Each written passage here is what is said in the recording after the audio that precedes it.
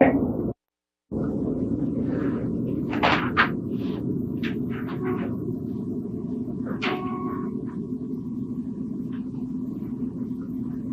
only that, you don't even look like the guy that did it. He does it to himself.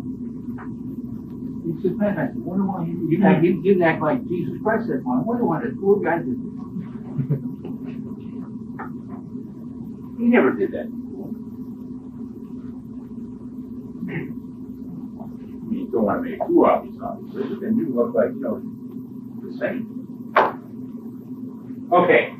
Main features and emphasis split. Intelligence, direct reaction, penetration, isolation, these kinds of things in order to generate surprise and shock, position, spherical philosophy, acceptance of gaps and risks. Let me explain that. You see it very often in our literature when it's translated gaps and risks. But when you look at what they're doing, it really isn't a gap. The gap's an avenue, and the risk is an opportunity. Because you're letting the guy through so you can pull him apart. But now, if you're worried, if you're terrain-oriented or attrition-oriented, you want to hang on to the terrain, the gap is very real. If the guy comes through, you get off and they can panic. But if you use the terrain as a medium for maneuver, then the gap doesn't assume all that importance. You use it for leverage.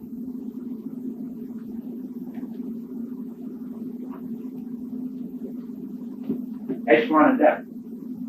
In fact, that's what happens to some people. They have a little tactical reverse, right? They start to panic and they make it even worse. You got to think, say, wait a minute, maybe that didn't work out tactically, but that guy stepping in the bag in another direction, I'm holding from a different direction. Don't take them on another direction.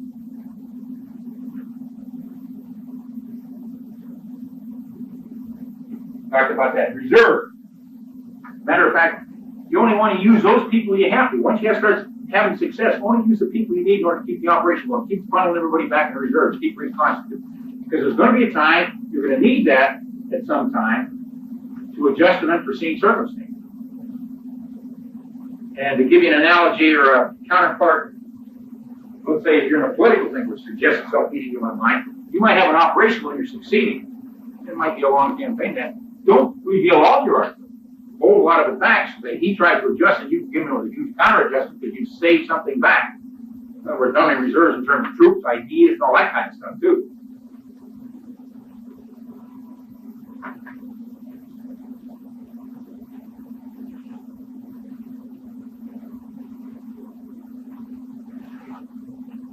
You don't want to save too much back for losing on my head, because I don't know what I'm doing. But I'm saying, where you have that opportunity, don't expend everything.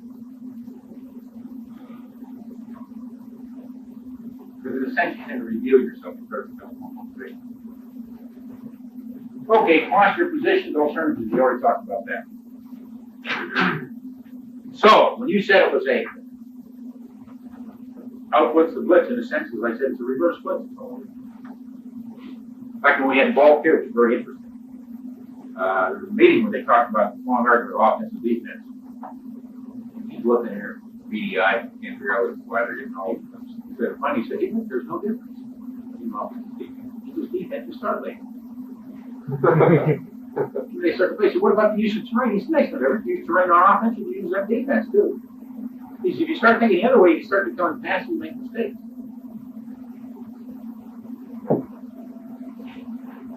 Okay, drill and counter drill off campaign. Let's look at that one later.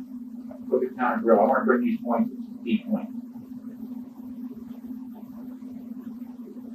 Vanguards need strong support of people dependent upon unknown abilities and the grip of the crisis of its own making. They really make their own crisis of regime. So the political party. Crisis and vanguard represent the marriage of instability and initiatives that create and expand growth. So this thought naturally occurs. That thought occurs in order to drive one should strike at those causes that generate and exacerbate those crises. Can you give an example?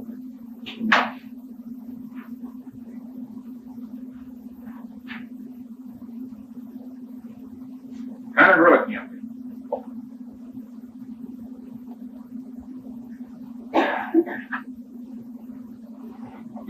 I'll want to look at this on the back and talk about this. Who's that first guy? Mikhail? Russian. Tukhachevsky. Ramon Magsaysay. Let me let you read this and I'll comment on it. And it's not that difficult to understand. Sometimes quite difficult to implement. But here's where we normally have our problem, these first two bullets. You also might want to read my star down here. I've been working the wrong side.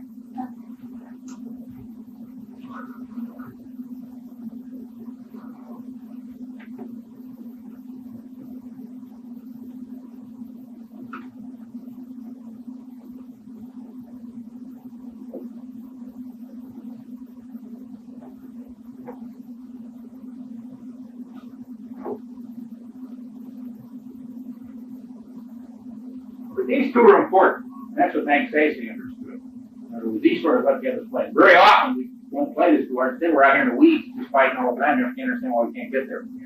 These two are very important. He understood that. For example, in his counter-guerrilla campaign, he was a defenseman. So one of the things he did right away, he sent his commanders out in the weeds to try to flush the guerrillas. And the ones that didn't succeed, he fired them. And not only that, he used his propaganda that are incompetent and et cetera. Plus, he knew they were incompetent in some way. So he just embellished it even more so to demonstrate to people he was serious. He was going to try to get the government to get his act under control. Got rid of him. Then he put pressure on the president in order to sidetrack those politicians so they couldn't be in important positions, fire them if they could.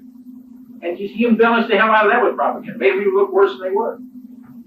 Well, these guys were going down the tubes.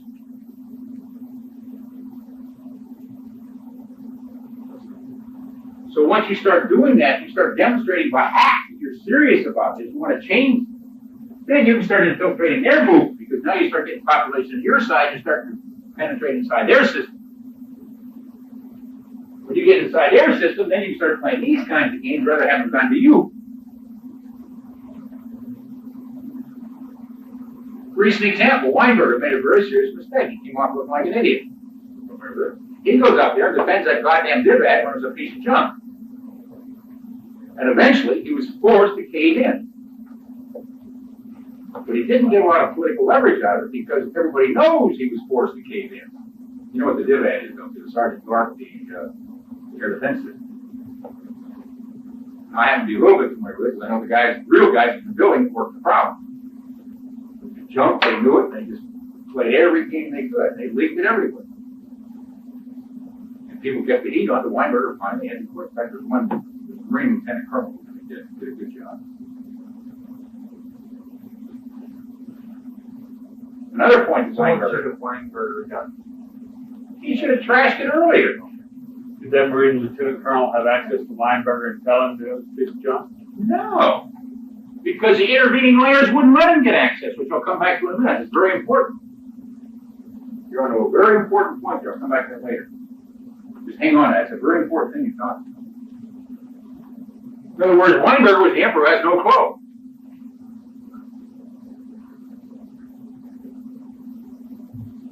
And some people, in fact, Carter had the same problem. Jimmy Carter. I know a guy quit over in the White House because he wanted everything to go up right through the so-called command and staff line, through the system. Well, that's guaranteed. The emperor has no clothes. You're gonna walk around naked all your life. You've got to set up informal loops. And you better have those informal loops everywhere. I don't care whether you're down below or up top side. I'll cite my own case to illustrate that. I was a major in the Air Force, working in the Pentagon, and I was talking directly to the Chief of Staff, and nobody in between knew it. I was part of an informal loop. I can talk about it now, I'm retired. And then how it happened one day was I was sitting in my office down there, I was doing some stuff on the FX, CF-15, and this exec came down who worked for McConnell. And each for everybody else, he was out. He said, "Can I talk to you alone?" I said, "Yeah." You know who I am? Chief's got a problem. What's that got to do with me? He told me to come talk to you. Here's the information he gets. He said, "Write it." Oh. So how do we get the right information? Well, that's easy. I'll provide it, but he can't let on that he even has that information. But it'll give him a basis for asking questions so he can suck out the right information. You're going to have to protect loops. So, I said, here's what he's going to get. I said, here's what he should get. So McConnell was, he gets up here and starts rubbing his head. Gee, I've got to deal with this. Be right. Can we take another look? Of course, you know it's absolute problem. And of course, that didn't take. So the guy said, how do we get it to take? That's always the way to get it to take. Now, when you hold the next meeting with the chief, have the chief say, he's so bothered by this, he's upset, he could point to it, but maybe we get an independent team in there to look at it and have a fresh view of it. Well, Christ, nobody wants it perfectly. Guess what? They coughed out the right answer. We'll never get an independent team in there to take a look at it.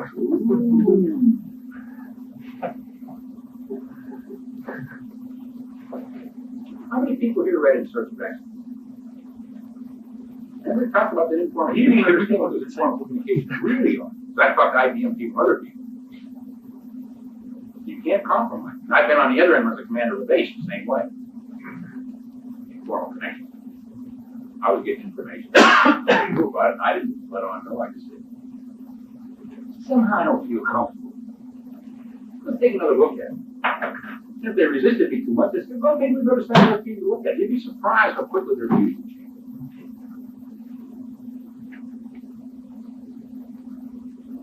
Remember, if you have to look through one, each guy doesn't want to look bad above, particularly when you have a career mentality, worried about the next position up. I want to be sure that, boy, I don't look good. Well, that means there's some bad information that's not getting here. That may be the most important information.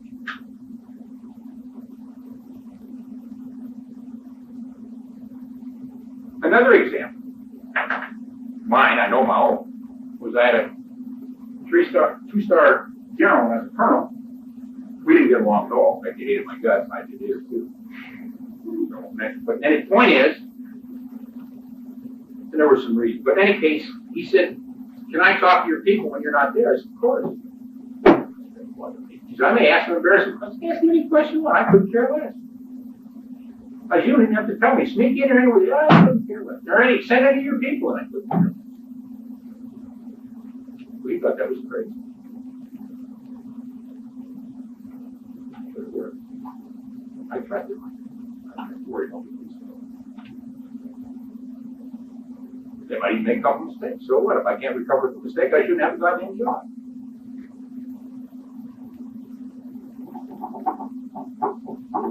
Very easy to understand. In other words, we had that common outcome.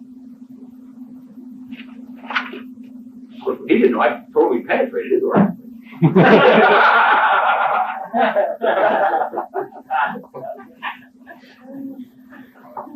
As a matter of fact, on the lightweight fighter, if you know the air staff system, what happens, you know how that works. The air staff system, the way it works, you have the pack panel and you have the two-star level with the, what they call it, I can't remember. Anyway, they have the pack panel is the major general level board to staff board or something. Then they have the air council, the three-star, the vice chief and chief of guidance. When we were going for the lightweight fighter, we did it all by word of mouth. We had hardly anything down in writing except for money. And we had it totally obscured because there were a lot of generals who were trying to cancel out. And so we were doing all our design work over the phone so they couldn't track. And they knew what was going on, but they couldn't find it. And we cycled off monies from certain accounts. Of course, we had to deliver.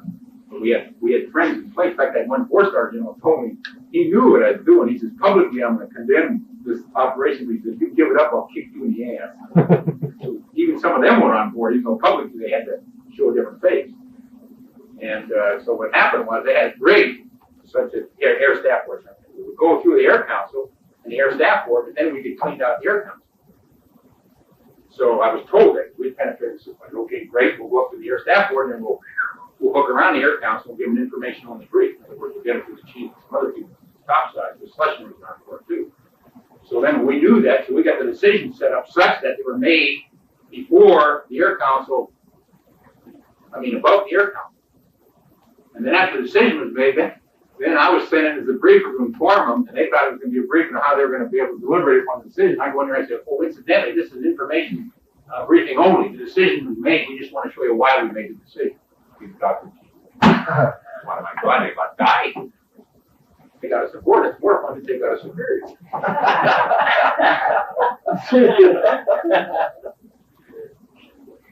Now, I don't advocate that. What I'm trying to say, we didn't take them out per se. We had to get something done, and they were in the way. And we did have support to get us through. So we totally penetrated their system. The reason why the people knew it was the right thing to do was they were making these insane arguments for trying to keep some things. They just didn't have to do. They had all these paradoxes, but what else than that? But of course, you don't see that in the political. So that's the kind of thing. So those things do go on. In fact, this Marine colonel, he had total support. It's a lot of support. They didn't realize. Really, this guy's really cleaned up the deal there. You know, you've heard Denny Smith this week. He made one of those. Without this Marine lieutenant colonel, it would not have happened. Good. But see, that thing could have been killed a long time. There's some other things. It's just been defending trash. They think it's embarrassing. It's wrong. See, like I tell people, you know, look at, let's say you lay out a theory, and you want to go ahead with it. You know, just because you have a theory, you look at some previous evidence, and that doesn't mean it's all right. You may have some stuff. And so you really eventually have to test it in a hard world of hard knocks, or we call it test. And I think you've got to be prepared to be embarrassed by the results of the test. And if you're not prepared for that, you're wrong business. Because that's the whole idea, is to find those flaws. Not just make them nothing for long. You look like an idiot. You've got to be prepared to be embarrassed by the results of the test, or by the experience. That's part of the game. And if you try to cover it up, and someone knows about it, they're going to use it to your displeasure at the moment you would least like them to use it. Like when you're most vulnerable. Yeah, like now we get rid of this guy. Over the side. I just can't emphasize that enough. Very important.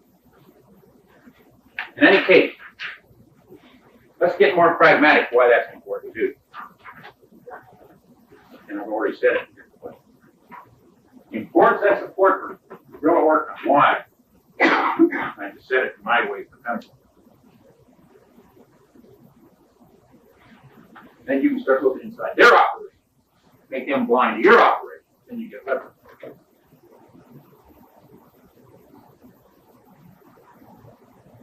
Okay, let's take a 5-minute break. We'll come back and go over the categories.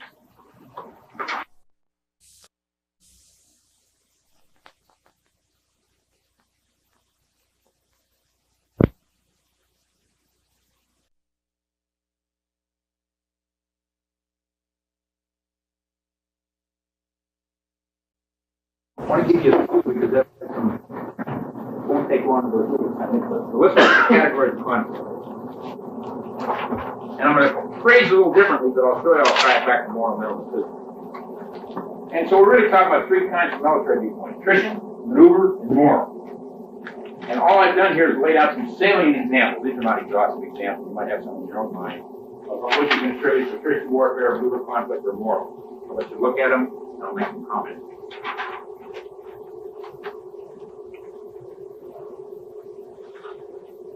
You'll also notice that I juxtapose the Emperor Napoleon versus General Bonaparte, being more toward attrition, Bonaparte more toward attrition. You'll also notice I stuck under maneuver also Patton and McCarthy. Patton primarily has tactical, and McCarthy more in the strategic. And as moral, of course, not only Mongols, but real leaders. You can get the ton of real leaders like Knight play that very heavily.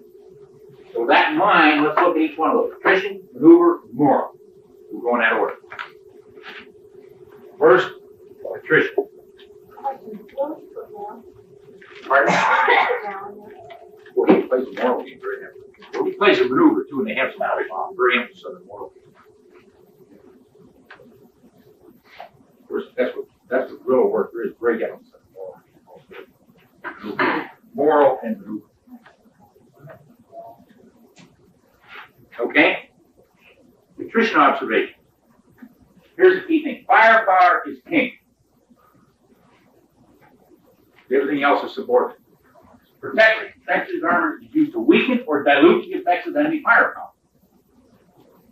Mobility is either bring firepower to bear or evade enemy fire. And measures of success. How often have we seen it? Body count, targets destroyed.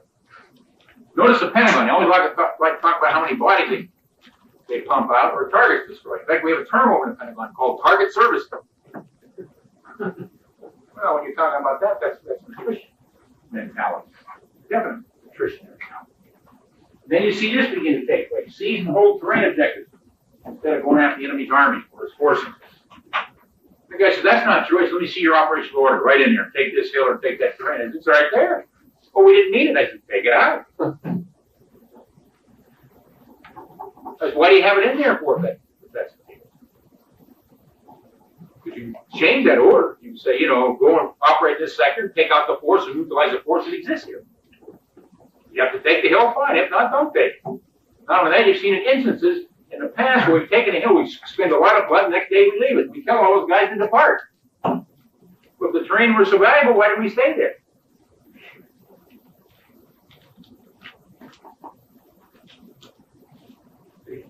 The arguments tend to fall apart. Okay, so these are the kind of things. Now, with that in mind, let's lay out what I like to call the essence or picture of the attrition work there.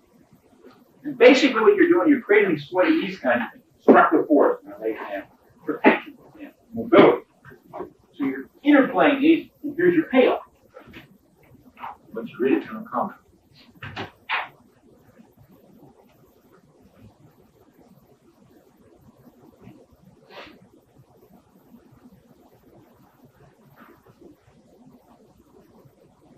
And note this. Isn't this a noble aim? Compel enemy to surrender and sue for peace. What if they don't show up? No, that's nice, but if they don't show up, it doesn't take. What do you get out of that image or picture that I displayed there? Anybody? What? Keep going. You're right on. What did you say, Tom? You're on the right track. It's like, you're just beating them into submission. Therefore, it has a high physical content. Remember, we talked about moral, mental, and physical. Nutrition has a very high physical content. That's the point. You're right on it. That's physical.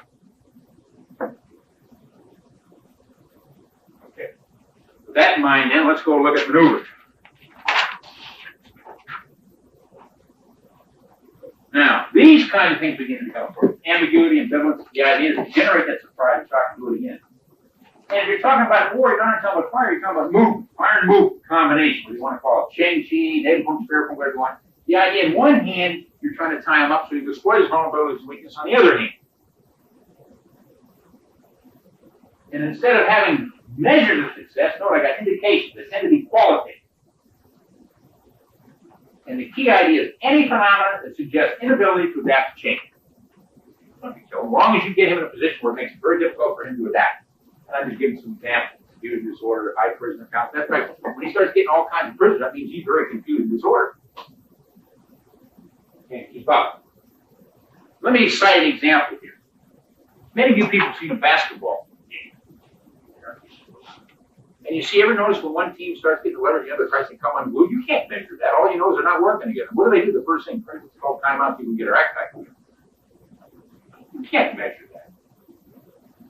So why do we use targets destroyed in body count? Because we can measure it and we can insert it in the computer. I guess after the bar chart goes up so high, they're supposed to throw the towel in, but they don't.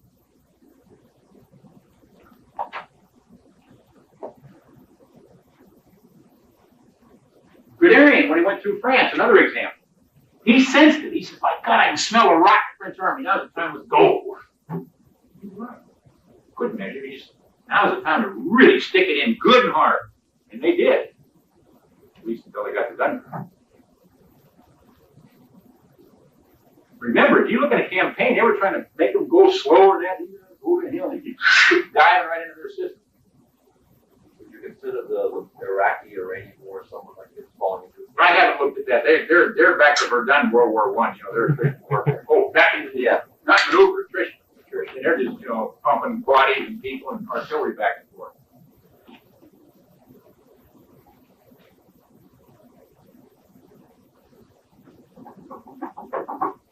But know what we're talking about. You can't measure it, you sense it.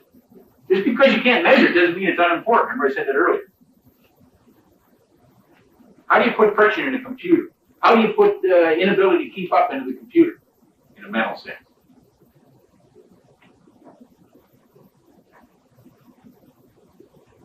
But by looking at certain events by what's unfolding, you say, hey, these guys are coming unglued, they're not keeping up. Now we can leverage. Or we can set events up so we can put them in that position so we can leverage. Okay? Now, Let's look at essence of maneuver conflict. Create, exploit, magnify these kinds of ambiguity, ambivalence, deception, mass change maneuvers, effort. Note what I got here. Let's define ambiguity. Alternative or competing impression events as they may or may not be. In other words, you want to pump a number of impressions in a guy's mind. Because he's got to sort that out. What does that do? It generates many non-cooperative centers of gravity, many non-mental cooperative centers of gravity. Slows it down. Makes it more difficult to attack. Can't keep up. An outgrowth of that ambiguity, ambivalence. Pretty soon he starts getting contradictory information, opposing information. In other words, he starts vacillating back and forth, indecision. Not only do you slow him down, you paralyze mentally. Can't keep up. Mental paralysis. But there's a different form. Deception can be impressions of events that they're not. In any case, note this. Impression of an event or impressions of events that they're not. That means good picture, wrong picture. What, isn't that nice? Just totally incorrect. What's my point? If you examine ambiguity with deception, ambiguity is confusion and disorder. Deception is a form of order. It's a false order, but it's an order. But it's an order. Now, it turns out people who are familiar with these things, you can generate ambiguity more rapidly than you generate deception. The reason why you generate confusion and disorder more than you generate order. It's quicker. Not only that, it's less risky. So ambiguity is faster and more risky. On the other hand, if you realize the deception, there's enormous leverage. Yet you read military history, they don't talk about ambiguity, they always talk about deception. They just can't say ambiguity. A little hard to understand. And some of his maneuvers, he was really talking about ambiguity. He never said a word. He kept saying deception. That's not deception. I might add, he's not the only one. So one is less risky, rapid, more rapid, ambiguity. Riskier, takes longer, more lift. Let me illustrate some examples to give you a feel. Invasion of North Africa, 1942. We got on there pretty easy, virtually a free ride in.